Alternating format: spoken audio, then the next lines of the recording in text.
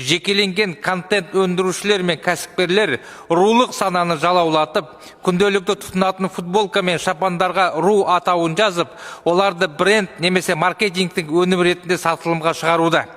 Әлеуметтік желілерде жастарға рушылдық психологияны таңатын контент шектен шығып кетті. Бұл ұлттың бірлігін ішіне құртатын қауіпті тенденция киноға да жетті. Жуырда «Руың кім» деген фильм прокатқа шығыпты, жанры комедия. Бұл арқылы кино түсірушілердің не айтпақ болғаны белгісіз.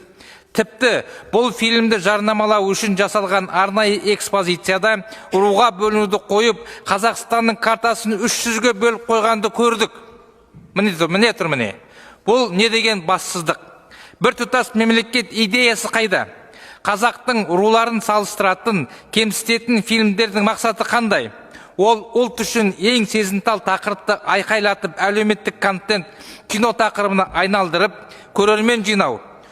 Түбі бұл жақсылыққа әкелмейді.